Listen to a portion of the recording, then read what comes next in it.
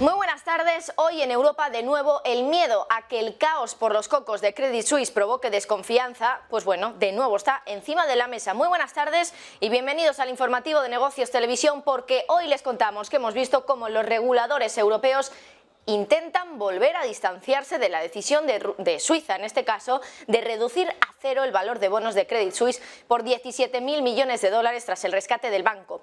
De hecho, han asegurado que borrarían primero las inversiones de los accionistas, es decir, lo habitual, puesto que los accionistas, en este caso, en el orden de prelación, siempre son los últimos en cobrar en una quiebra. Ha sido la presidenta de la Junta Única de Resolución, es decir, la institución que se encarga de las quiebras bancarias, la que ha intentado salir a tranquilizar al mercado. Ha dicho que en el contexto europeo vamos a seguir la jerarquía y que dice querían decírselo muy claramente a los inversores para no ser malinterpretados. Insisten que no hay más remedio que respetar esa jerarquía. Lo ha dicho en declaraciones a la CNBC.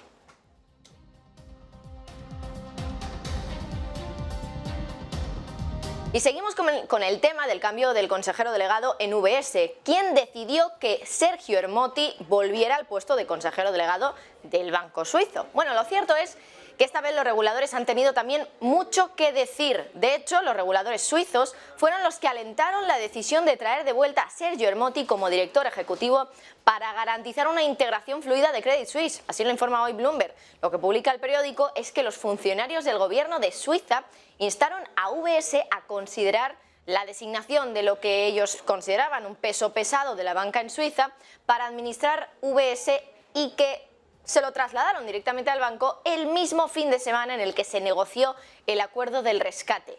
En esas negociaciones para el rescate de Credit Suisse salió también el nombre de Ermotti, que bueno, ya saben, se lo contábamos ayer, dirigió UBS desde 2011 a 2020 y actualmente es presidente de la reaseguradora Swiss Re. Pero estos días el presidente de UBS, Colm Kelleher, bueno, pues realmente ha puesto de manifiesto que esto no es lo que querían que se supiera, porque en respuesta a las preguntas sobre si el gobierno suizo y los reguladores estaban involucrados en la selección de Ermotti, dijo que era responsabilidad de la Junta nombrar el liderazgo ejecutivo y que los reguladores habían aprobado a Ermotti.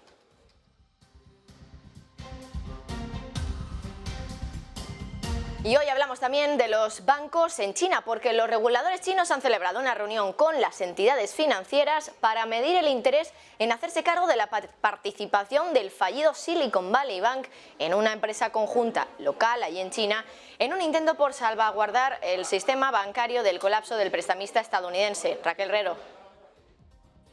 Los reguladores chinos están sondeando el interés de la banca del país en hacerse con la participación de Silicon Valley Bank en una empresa conjunta local, según está contando Bloomberg esta jornada.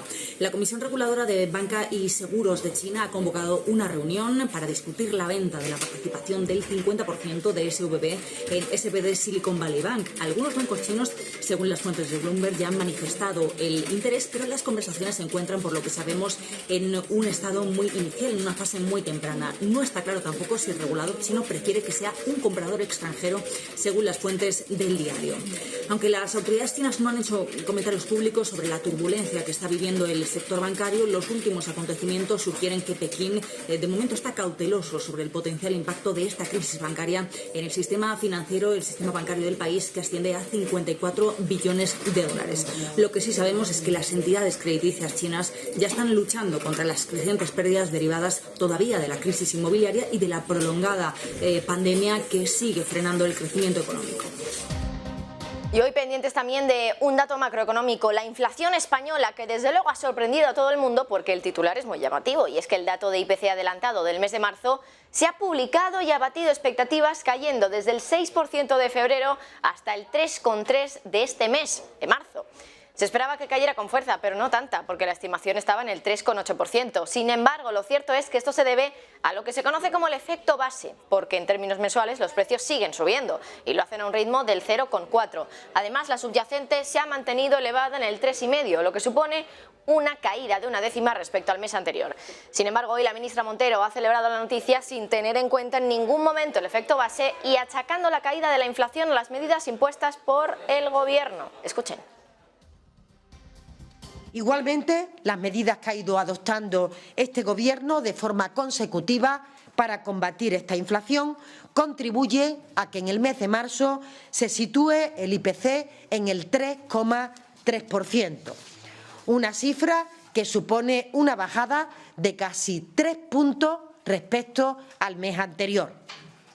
Hay que decir que este dato de IPC de inflación es la mejor cifra que experimenta el país desde agosto de 2021 y seguiremos monitorizando este dato hasta su total normalización.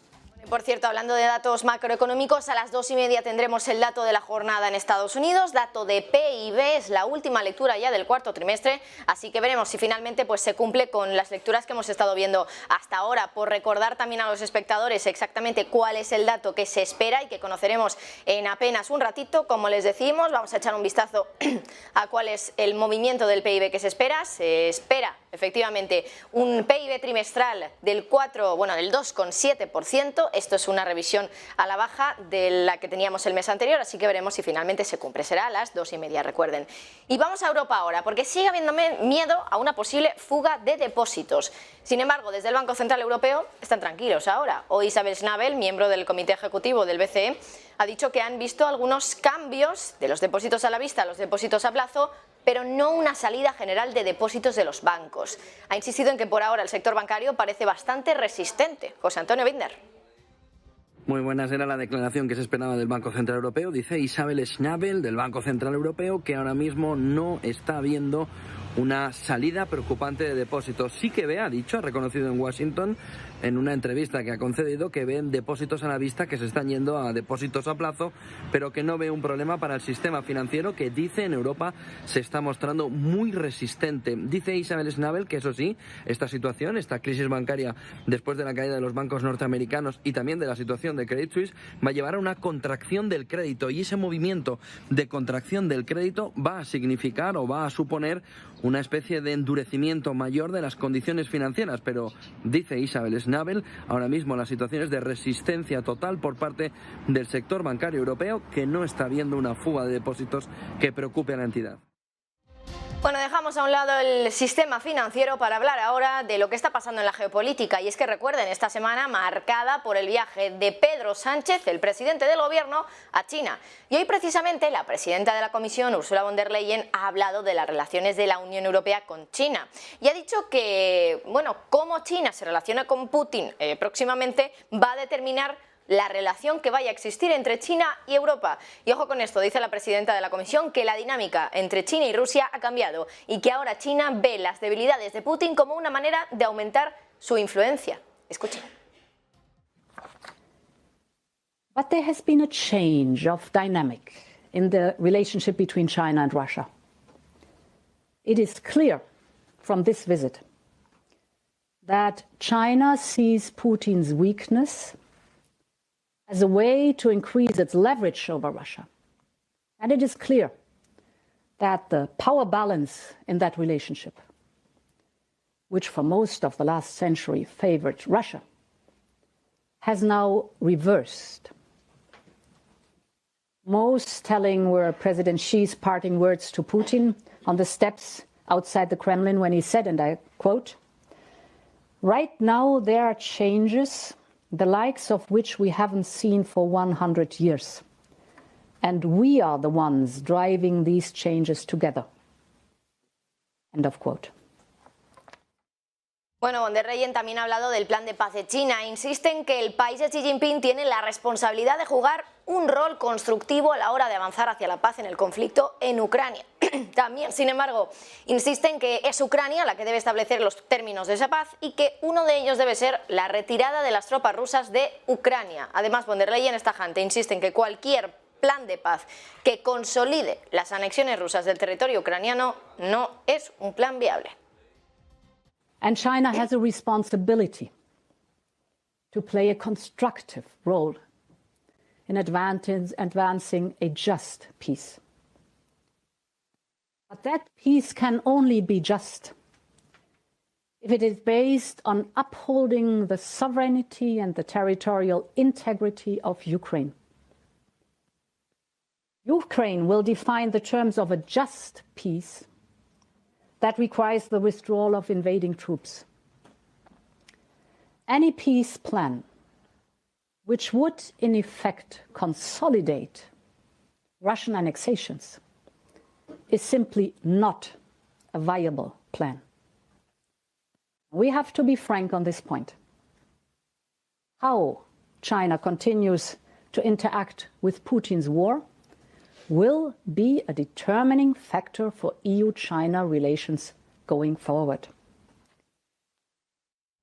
Bueno, y von der Leyen además también ha dicho que Bruselas debe desarrollar nuevas armas defensivas para sectores como la computación cuántica o la inteligencia artificial a medida que está actualizando esas políticas de seguridad frente a una China que cada vez dice es más asertiva.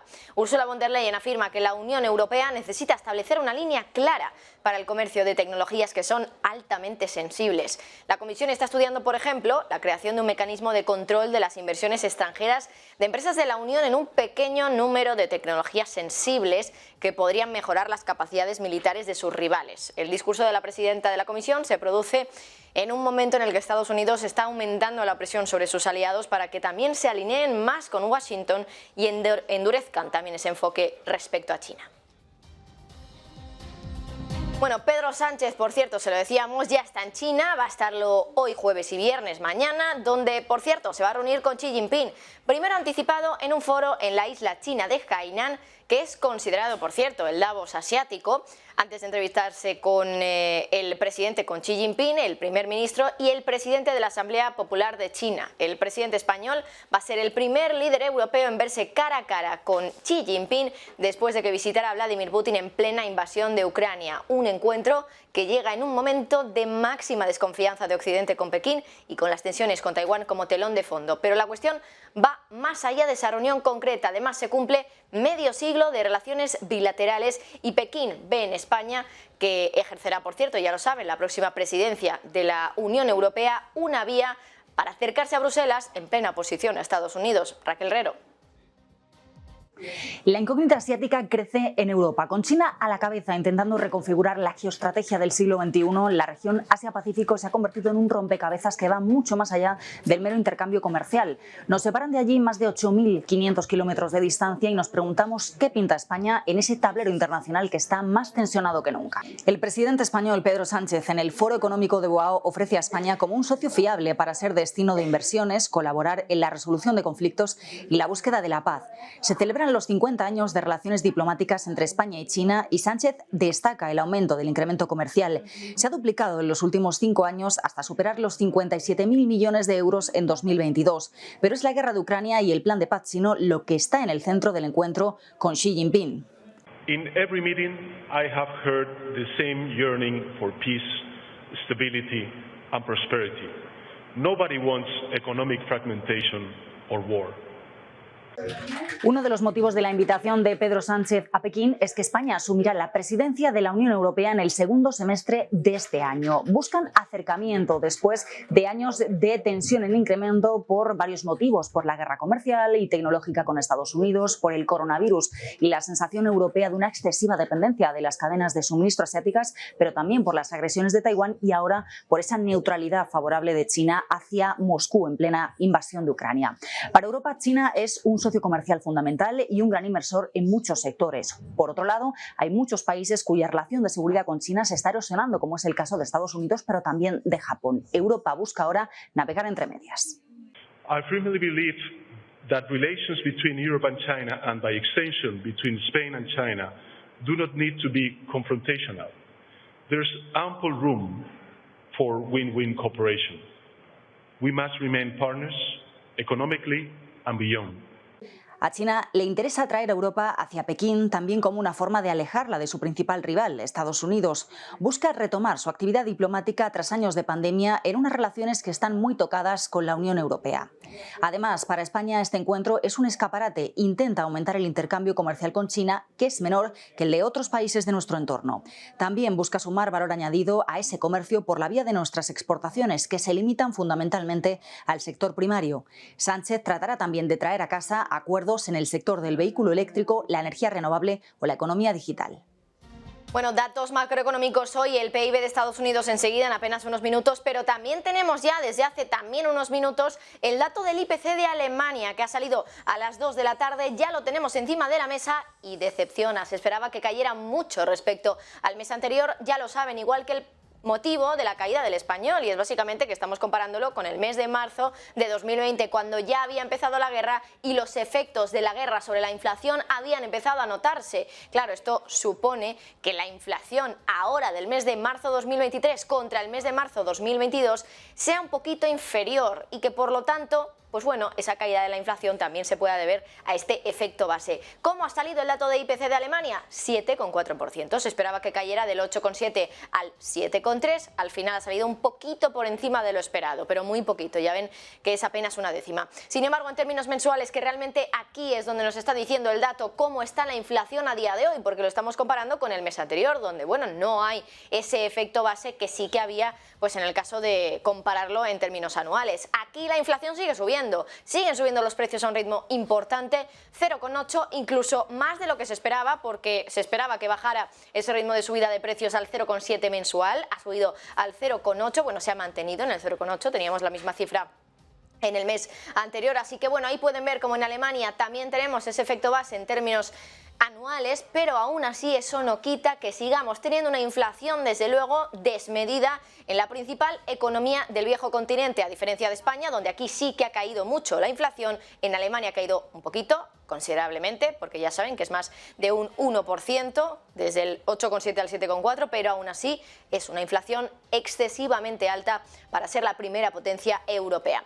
Bueno, seguimos hablando de cuestiones que tienen que ver con la geopolítica, y es que hoy han condenado a 4 banqueros que ayudaron a un amigo de Vladimir Putin a mover millones de dólares, de francos suizos más bien, porque estamos hablando de Suiza, en esas cuentas en el país suizo. Los 4 han sido declarados culpables de ayudar a Sergei Roldugin, conocido como el violonchelista de Putin, al que ahora el gobierno suizo también ha apodado como el monedero de Putin, puesto que se considera que ese dinero que movieron en cuentas suizas es efectivamente del presidente ruso, de Vladimir Putin.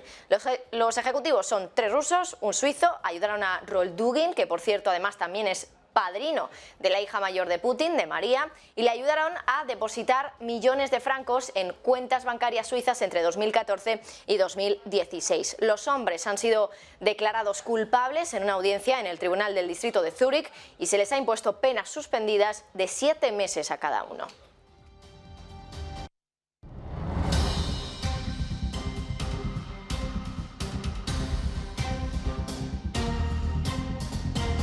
Putin podría visitar Turquía en abril y eso ha generado muchas dudas sobre si el presidente ruso podría ser detenido en suelo turco entonces tras esa orden de arresto emitida hace unas semanas por la Corte Penal Internacional. El portavoz del gobierno ruso, Dmitry Peskov, ha dedicado gran parte de su comparecencia ante la prensa, ante los medios de comunicación, para hablar de la inauguración de esa central nuclear en Turquía, prevista para el próximo 23 de abril y sobre la que ahora mismo se especula si podría asistir Vladimir Putin. En cuanto a cuál sería el formato de la participación de Putin, Peskov ha dicho que todavía no hay nada decidido. Eva Villanueva.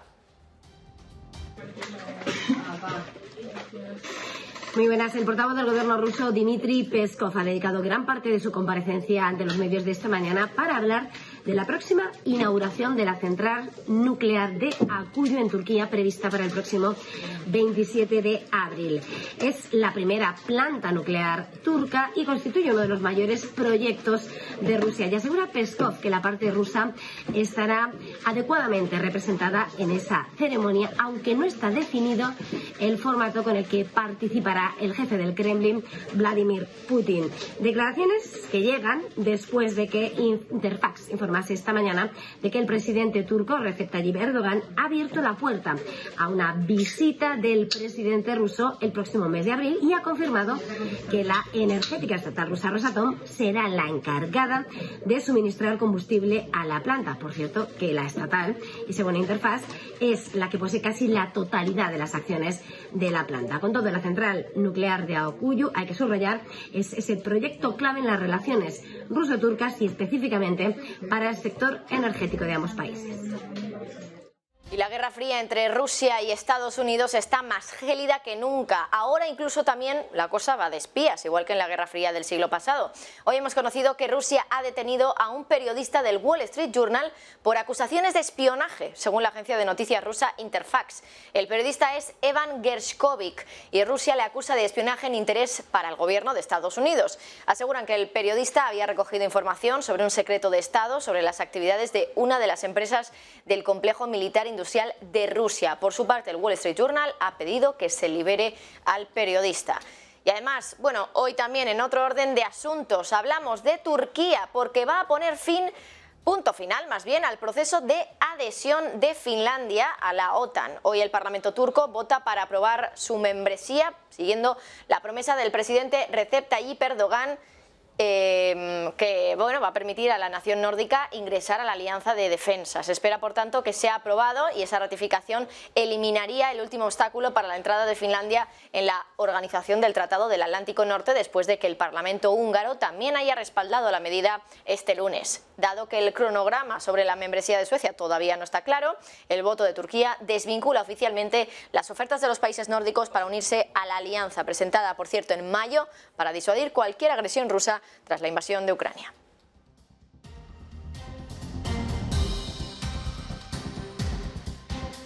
Y hoy dato clave en Estados Unidos que vamos a conocer en apenas 6 minutos, dato de PIB, la última lectura del cuarto trimestre de 2022.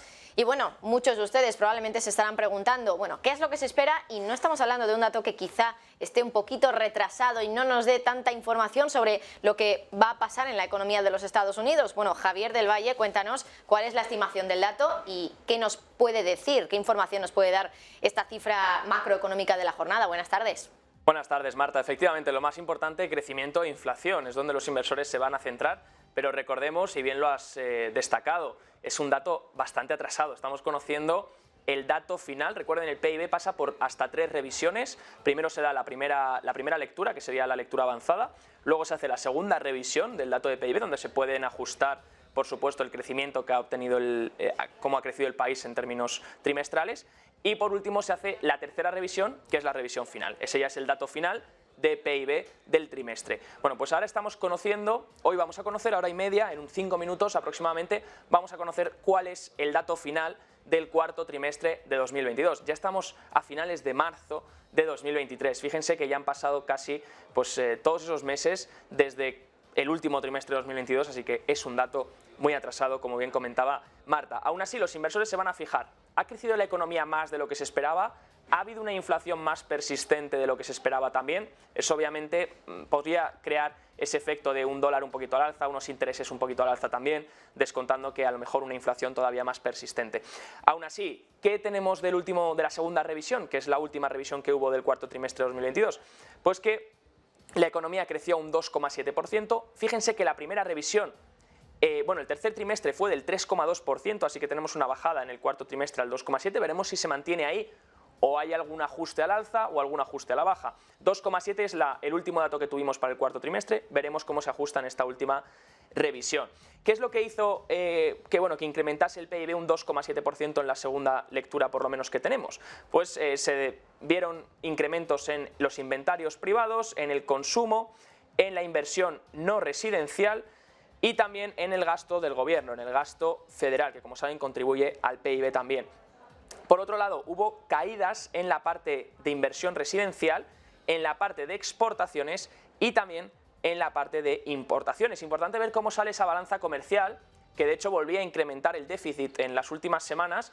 Y también recuerden que una de las cosas que han mantenido que la economía estadounidense se mantenga más fuerte es que esa balanza comercial ha aportado. El déficit ha sido menor en los últimos meses, ahora está volviendo a incrementar, pero en los últimos meses fue menor, lo que hizo que las exportaciones eran superiores a las importaciones que realizaba Estados Unidos y eso también impulsaba el PIB. Con un dólar que se ha mantenido más o menos, si miramos el índice Dixie del dólar estadounidense, que se compara con el resto de divisas, se ha mantenido por encima de 100 puntos durante los últimos meses, posiblemente eso vaya mermando también en las exportaciones a medida que también se reducen las exportaciones energéticas. Así que es importante ver ya de cara no para esta revisión tanto, sino también para de cara los próximos datos del trimestre, por ejemplo el primer trimestre de 2023. Aquí tenemos la tabla de lo que tenemos, estos Second Estimate, que es el último que conocimos, como pueden ver hasta tres revisiones se hacen. El primero fue el avanzado, veíamos un 2,9 de crecimiento, el segundo hasta el 2,7, veremos ahora si se mantiene en 2,7 o tenemos también una revisión a la baja, como pasó en la segunda estimación. Luego, por parte de la inflación, se revisó la inflación al alza. Fíjense, en el primer estimado del cuarto trimestre de 2022 se esperaba 3,2 de inflación y 3,9 en la parte subyacente, la que excluye comida y energía. Bien, pues la segunda revisión no solo se revisó el crecimiento a la baja, sino que se incrementó la inflación al alza. Ese es el peor combo que podemos tener. Eso es esta inflación. Entonces, el peor combo que puede haber ahora es que la revisión tercera saliese con un incremento en la inflación y una bajada en el crecimiento. O sea, un crecimiento por debajo de 2,7 y una inflación superior al 3,7. Eso sería la peor combinación. De todas formas, ahora en unos minutos, por supuesto, veremos cómo sale y si el mercado se impacta, porque recuerden, es un dato, como bien ha dicho Marta, mi compañera, muy atrasado. Efectivamente, va a ser un dato que va a salir enseguida, queda apenas un minuto. Javier de Valle, muchísimas gracias. Mientras tanto, vamos a esperar a ver exactamente cómo sale, porque como les decimos, quedan ya solo unos segundos, así que vamos a estar, antes de irnos con otras noticias, para darles directamente este dato de última hora. Mientras tanto, los mercados financieros cotizando con subidas. Hoy tenemos subidas del CAC 40, por ejemplo, del 1,15, el IBEX 35 es el que más repunta en estos momentos, 1,5%. Mientras tanto, también tenemos subidas en el DAX alemán del 1%. Y bueno, vamos a echar un vistazo también a cómo están ahora mismo los futuros de Wall Street, pero también apunta que la apertura de hoy va a ser positiva, es decir, semana bastante, optimista, podríamos decir, después de la volatilidad que vimos la semana anterior con ese miedo también a que cayera el viernes Deutsche Bank, el banco alemán. Bueno, va a ser enseguida cuando conozcamos ya ese dato, como les decimos, del PIB de los Estados Unidos. Última lectura, la segunda se quedó en el 2,7%, así que enseguida vamos a ver cuál es esa lectura que vamos a tener ya por tercera vez, es decir, última lectura ya del PIB trimestral. Y se revisa a la baja. Ya tenemos el dato de PIB de Estados Unidos del último trimestre de 2022. ¿Y cuál es el dato? Un dato de crecimiento, sí, pero de menos crecimiento, 2,6%. Esto es una décima menos de lo que teníamos en la última lectura, que era la segunda. Por lo tanto, un crecimiento un poquito menor para la economía de los Estados Unidos en el último trimestre de 2022. También recuerden que hoy vamos a estar pendientes pues a otros asuntos también dentro del dato de PIB, para ver, por ejemplo, el índice de precios de bienes y servicios que se incluye allí, y ese dato ha salido en el 3,9%, es decir, ha bajado un poquito desde el 4, se ha mantenido en el 3,9 respecto a la última lectura que teníamos, así que se mantiene, ni sube ni baja ese dato, pero sin embargo sí que es cierto que respecto al dato anterior ha caído un poco, estaba en el 4,4, ahora mismo está en el 3,9%, así que ahí tenemos el dato de PIB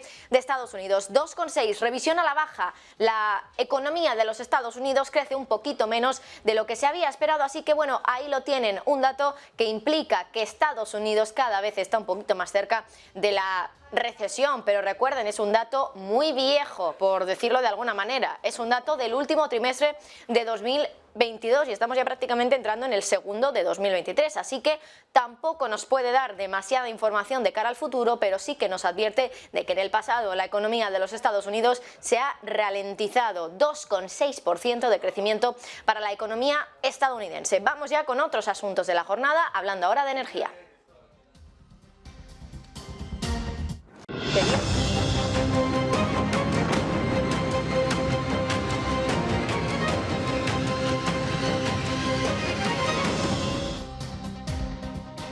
Tras años de disputas, el precio del petróleo más importante del mundo está a punto de cambiar. Estamos hablando del Dated Brent, que poco a poco se está quedando sin petróleo negociable como para que su precio siga siendo confiable. Y por eso su editor, S&P Global Commodity Insights, más conocido por los traders como la agencia Platts, se ha visto obligado a realizar una revisión radical. A partir de junio, los cargamentos de crudo también van a incluir petróleo del grado West Texas Intermediate. Y esto es clave porque los países venden sus barriles de petróleo en base al precio del Dated Brent. Por eso se conforma ese precio de forma clave, desde luego. De hecho, el precio del Dated Brent ayuda a formar los precios de 2/3 del crudo de todo el mundo e incluso sirve para establecerlo en algunos acuerdos de gas. Lo que ocurrirá ahora es que los traders van a poder ofrecer el crudo West Texas Midland para entregar a Rotterdam y Platts va a evaluar cuál de los 6 grados de crudo que se ofrecen es el más barato y el que por tanto fija el precio del Dated Brent. Son 6 crudos, el Brent, el Fortis, el Oseberg, el FO-Kisk y también, el Troll. Ahora se añade también el West Texas Intermediate. Si Platts cree que el West Texas es el más competitivo, su precio fijará el precio del Dated.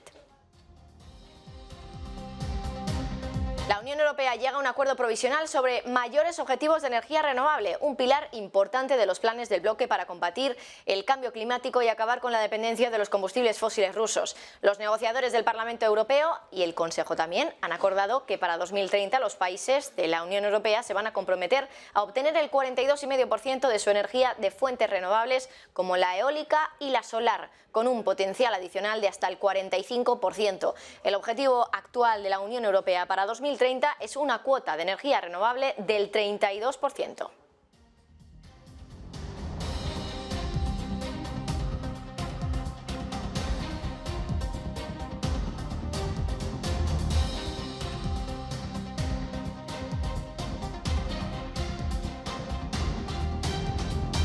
Dato de PIB 2,6% y supone una ralentización mayor de la economía de lo que estaba pronosticado en la segunda lectura del PIB que conocimos hace prácticamente un mes. 2,6 frente al 2,7%, la economía un poquito más cerca de la recesión. Javier del Valle, han pasado unos minutos y has podido escudriñar un poquito el informe que nos presenta Estados Unidos sobre este dato de PIB. Buenas tardes de nuevo. ¿Y qué es lo que has visto en ese informe?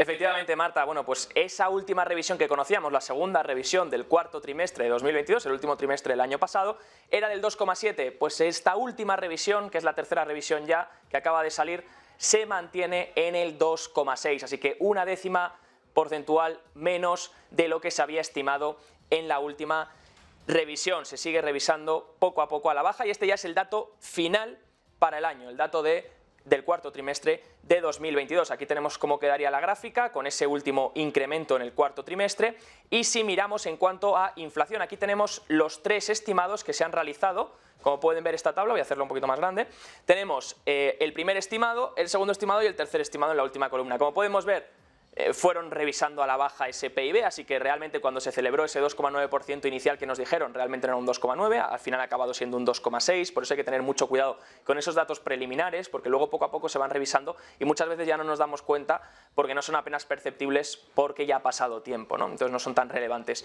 Por otro lado, en cuanto a inflación, que son las 2 líneas de abajo, sí que es verdad que el PCE, lo que es la inflación favorita de la Reserva Federal para todo el trimestre del cuarto trimestre de 2022 se ha mantenido en el 3,7%, no se ha revisado a la baja, a pesar de que sí se ha revisado a la baja el crecimiento, eso es importante, y el core PCE incrementa incluso una décima, el que excluye la comida y la energía incrementa una décima, así que en mi opinión, pues sí, el mercado a lo mejor no reacciona o no sobrereacciona a este dato porque ya ha pasado, como bien has dicho Marta, ya ha pasado bastante tiempo y no es tan relevante al ser el cuarto trimestre de 2022, lo que importa es qué va a pasar en 2023, pero aún así no es un dato como para alegrarse, porque baja una décima el crecimiento y por lo menos cuando te baja el crecimiento lo que estarías esperando es que la inflación haya sido, por lo menos esa bajada del crecimiento haya contribuido a bajar la inflación, pero no es así, se ha mantenido la inflación en el 3,7, incrementa la subyacente del 4,3 al 4,4, mientras el crecimiento baja una décima, que no es mucho, pero del 2,7 al 2,6. Si miramos aquí,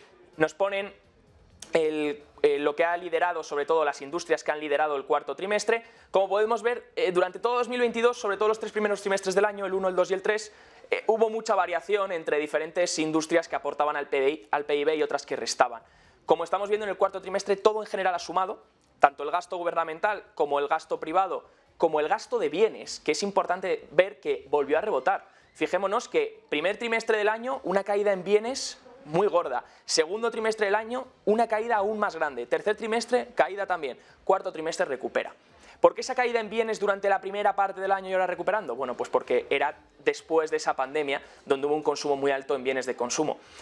Ahora bien, en cuarto trimestre ha recuperado, pero habrá que ver si la fortaleza del consumidor se mantiene o si se empieza a mermar. Puede ser que por ser también los últimos meses del año ahí allá, y como justo coincidía con esa reapertura global y un poco mejores datos, a lo mejor el consumidor tuvo un exceso de confianza en esos últimos meses del año, que suele ser también cuando más se gasta. Así que habrá que ver si eso se mantiene en 2023. Si miramos en cuanto a contribuciones por industria en el PIB de este cuarto trimestre, lo que estamos viendo sobre todo profesiones científicas, profesionales y técnicas, retail, otra vez, minoristas, compras minoristas han contribuido mucho, parte manufacturera ha vuelto a contribuir y luego lo que resta sobre todo es en parte de real estate, construcción, finanzas, por la situación actual tanto en el mercado inmobiliario como en el mercado de renta variable. Marta.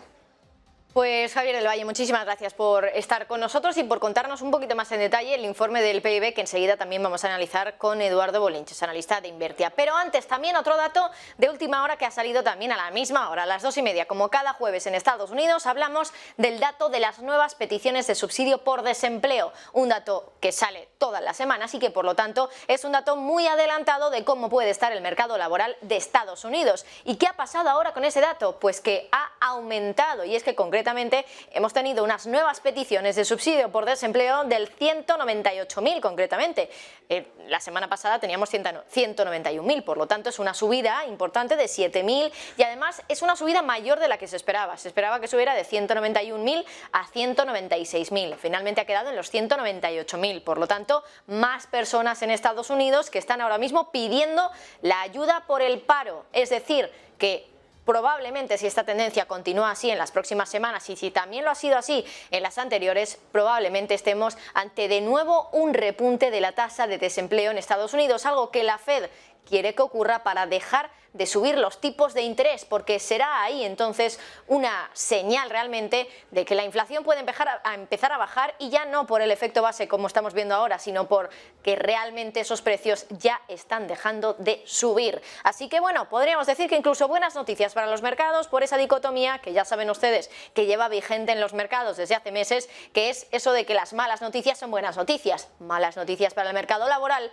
buenas noticias para el mercado financiero, que espera que la Fed deje de subir los tipos de interés a ese ritmo. Así que bueno, hasta ahí este dato macroeconómico que en la jornada de hoy también va a marcar el pulso de los mercados, y nos vamos ahora a profundizar en algunos protagonistas. Hoy el fundador de la plataforma de criptomonedas FTX, Sam Bankman-Fried, se va a declarar inocente este jueves de los nuevos cargos penales en Estados Unidos, que incluyen conspirar para violar las leyes de financiación de campañas y sobornar también a las autoridades chinas. Eva Villanueva.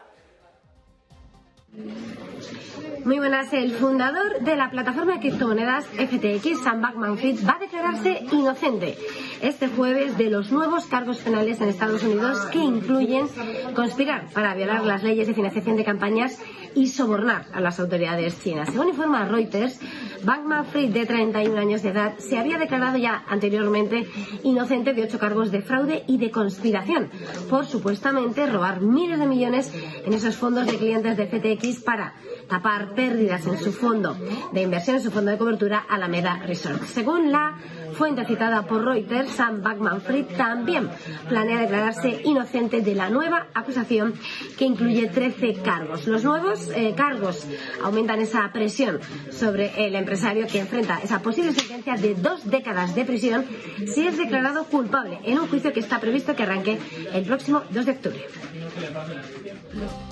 Jornada en positivo en los mercados y enseguida vamos a contar con los analistas para poder profundizar un poquito más en lo que está pasando. Va a ser enseguida, antes también les contaremos unas noticias más de la jornada, pero también antes de eso una breve pausa, volvemos enseguida.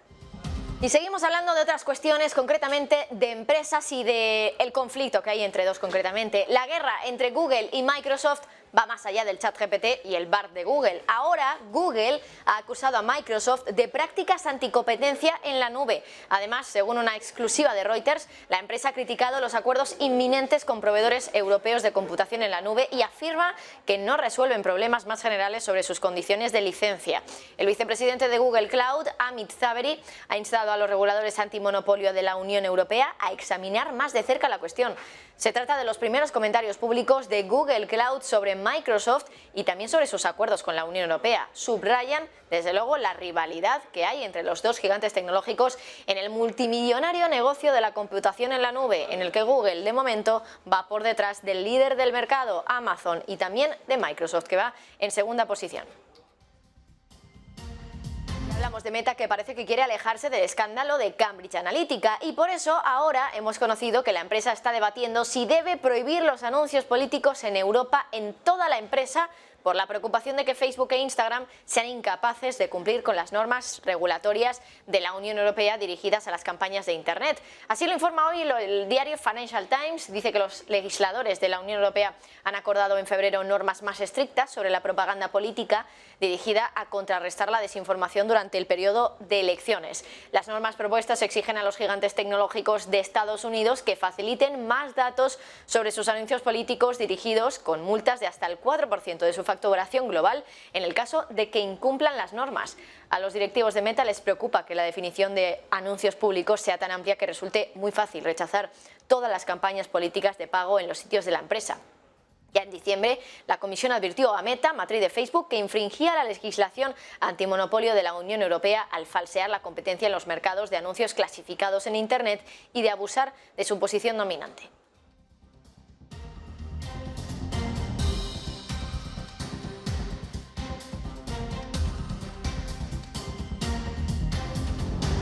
Y hablamos también hoy del grupo ACS, que es uno de los finalistas para desarrollar uno de los grandes proyectos de Canadá, uno de sus mercados principales. Se trata del tren elevado de Vancouver, que tiene un presupuesto de 2.500 millones de euros, y ese proyecto se va a realizar en 3 fases. Por ahora, la multinacional española, representada a través de su filial Dragados, ha pasado a la fase final en 2 de ellas. En concreto, el primero de los lotes licitados incluye el diseño y la construcción de 8 estaciones, mientras que el segundo comprende el diseño, construcción y financiación de la vía elevada.